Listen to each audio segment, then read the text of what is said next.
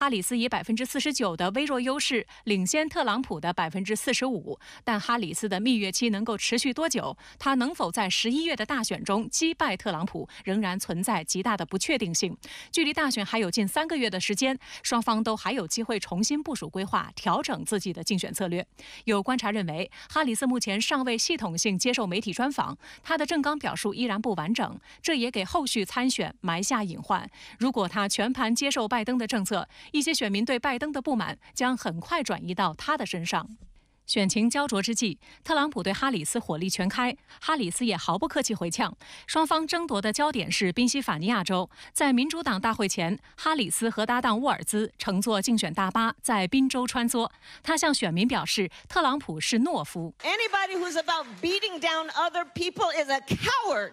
日前，特朗普接受媒体采访时被问到，如果落选是否会接受现实？特朗普表示，如果自己落选，民主党上台，美国的发展只会螺旋式下降。I think things have been done over the last 4-year period that will make this a free and fair election. And certainly, if for some reason I lose, and I think if I lose, this country will go into a tailspin the likes of which it's never seen before. 此外，特朗普还表示，如果他再次入主白宫，将为特斯拉 CEO 马斯克提供一个内阁职位或政府顾问职位。He's a very smart guy. I certainly would if he would do it. I certainly would. He's a brilliant guy. 此前，马斯克已经表达了在特朗普政府中任职的意向。马斯克呼吁成立一个政府委员会，以确保纳税人资金的有效使用，并自荐在该委员会中担任要职。尽管特朗普愿意让马斯克在其政府中担任要职，但他也表示将考虑取消对某些新电动汽车$7500的税收抵免。北京时间今天上午，美国民主党全国代表大会在芝加哥拉开帷幕。副总统哈里斯被正式提名为该党的总统大选候选人。现任总统拜登以民主党旗手的身份，将象征传承的火炬交予哈里斯。民主党及前总统克林顿、奥巴马等也悉数到场，为哈里斯助威。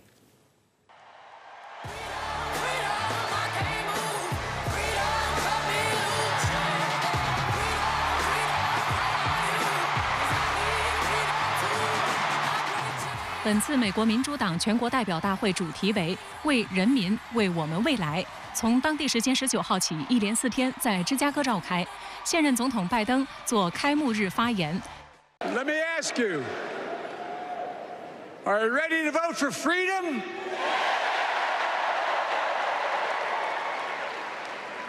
Are you ready to vote for democracy and for America? Let me ask you.Are you ready to elect Kamala Harris and Tim Walz, President and Vice President of the United States? 此外，克林顿、奥巴马等多位前总统以及希拉里、佩洛西等人也纷纷出席。作为一大创新，民主党首次邀请约200名网红创作者进入民主党大会现场直播，并依据民主党的主色调蓝色安排来宾走蓝地毯，期间还安排网红出镜报道及采访。I certainly thought to myself, like I definitely have to be on that list, right? As a person who,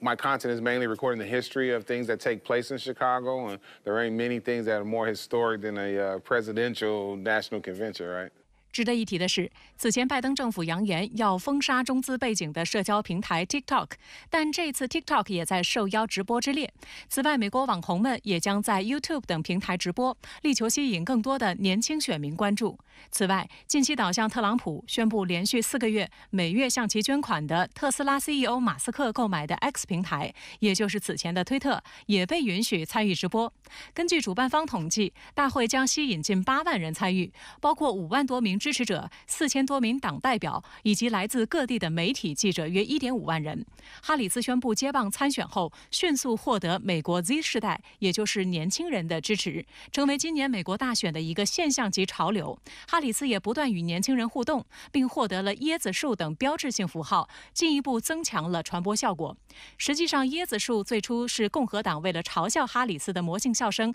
故意投放到网上的视频片段。I don't know what's wrong with you young people. You think you just fell out of a coconut tree? 但是让特朗普团队大为不解的是，这一标签受到年轻选民的喜欢，他们认为那个视频片段凸显了哈里斯的真性情，从此椰子树也成了哈里斯的标签之一，在年轻人群体中进行了病毒式传播。之后，哈里斯的椰子树标签还与流行音乐文化合流，不断塑造更亲切的公共形象。许多关于哈里斯椰子树演讲的视频都配上了英国歌手查理 XCX 专辑 Apple 中的一首歌。虽然哈里斯人气很高，但这场民主党全国代表大会也受到了一些人士的抗议。当地时间8月19号，美国芝加哥警方称，多名巴勒斯坦支持者冲破警方设置的围栏，其中4名抗议者闯入安全屏障后被捕。芝加哥警察局长表示，目前警方正在评估当前的安全屏障是否足够，执法部门处于高度戒备状态。此外，由超过200个团体组成的民主党全国代表大会游行联盟号召19号在主会场附近游行，呼吁拜登政府不要再援助以色列，尽速促成以色列与哈马斯达成加沙停火协议。有团体预计到场者将达到数万人。外界注意到，由于在加沙人道危机中的表现令选民失望，近期包括芝加哥在内的美国多地不断爆发抗议活动。We are going to continue to fight up until the step off from the park tomorrow. 此前，哈里斯因副总统的身份无需处理外交问题，因此加沙人道危机的账通常被选民算到拜登头上。但观察指出，随着哈里斯宣布接棒参选，相关的压力将逐渐转移到他的身上。8月17号至18号，交通运输部所属福建海事局、东海救助局共同实施2024年台湾海峡海上巡航执法行动。此次行动巡航范围覆盖面积比往年更广，最南端到达台湾浅滩。那么这次巡航有哪些重要看点呢？2024年台湾海峡海上巡航执法行动由海巡06、海巡0802、东海救1153艘公务船艇组成的巡航编队共同执行，历时30.5小时，巡航总里程413海里。此次海上巡航执法行动的主要任务包括开展台湾海峡相关水域巡航，对福建沿海航路、锚地、海上施工作业区、商渔船碰撞高风险警示区、交通密集区、事故多发区、台湾浅滩等水域开展巡查，查处各类海上交通违法违章行为，维护通航秩序。巡查台湾海峡中部海域航路，实施交通组织和管控，点验过往船舶，现场检验海上应急搜救预案落实情况，巡查巡检台湾海峡内驻航设备，现场核查船舶标识码信息，测试陆海通信传输能力，维护水上无线电通信秩序。此次行动旨在增强对台湾海峡的海上交通管控和应急救援能力，切实保障在台湾海峡航行、生产作业的船舶、设施和人员的生命财产安全。台湾海峡是中国沿海重要的海上运输通道，船舶种类多、流量大，气象海况复杂多变，航路多点交叉，险情事故多发易发。尤其是自8月16号中国东南沿海开渔后，大量渔业船舶进入台湾海峡生产作业，商渔船碰撞事故风险加大。因此，保障船只在台湾海峡的航行安全，对于保障两岸人员、经贸和物资通道畅通极为重要。这个台湾海峡首先作为海上的重要的通道在这个过程中，我们是维护自己的海洋权益。我们看到，正是因为这个事情对两岸的关系、对未来的地区的和平稳定、对未来的经济发展都会带来重大的影响，所以我们特别强调，在这个时候要加强这方面的工作。执行这次任务的3艘公务船同样引人关注，其中海巡06是台湾海峡首艘大型巡航救助船，也是目前体量最大、性能最优的一艘公务船。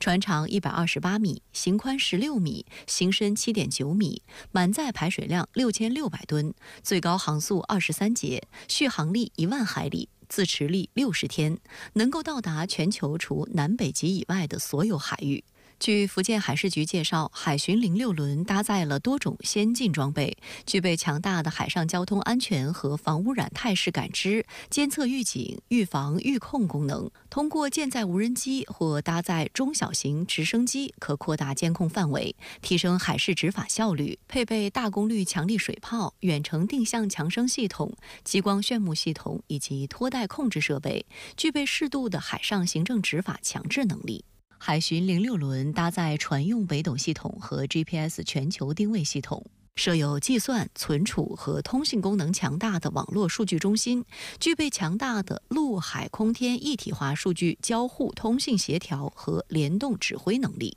而参与此次巡航执法任务的还有一艘远洋救助船东海救115。之所以被冠以远洋，是因为它的续航力达1万海里，几乎能够抵达世界上任何一个港口。东海救115具有抗12级台风出海的能力，对台湾海峡全域常年大雾、台风、寒潮叠加影响的复杂海况适应性强，还可以将消防水柱打到150米外的着火点。东海救115迄今为止参与过109次救援，救助过700多人，挽回财产损失50多亿元。深圳卫视注意到，过去10几年间，东海救115多次参与台湾海峡春节期间值班，为两岸春运保驾护航。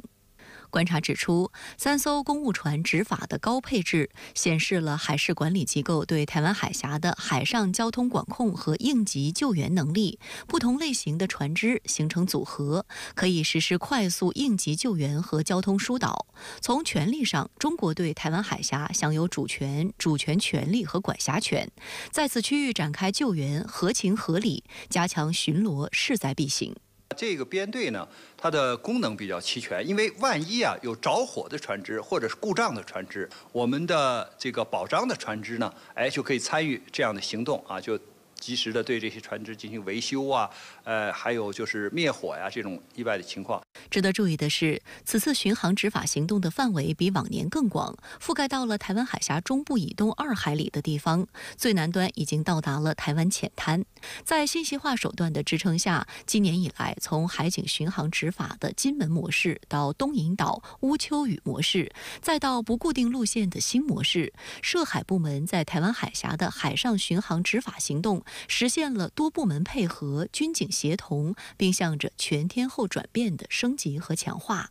也就是说，涉海部门已经逐渐在台湾海峡织起了一张全面覆盖式的安全网。这样一张网的背后是涉海法律、制度和规范的不断完善，而这张网的目的是让台湾海峡每一条来往的船只、台湾地区民众的权益得到更充分的保障。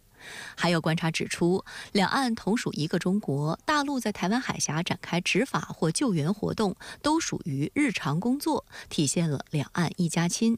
对于大陆海事部门的此次联合行动，岛内媒体分析指出，此前大陆涉海部门已经在金门附近海域实现了常态化执法巡查，现在这样的常态化已经进一步延伸，这说明大陆对台湾海峡管控能力正在发生变化。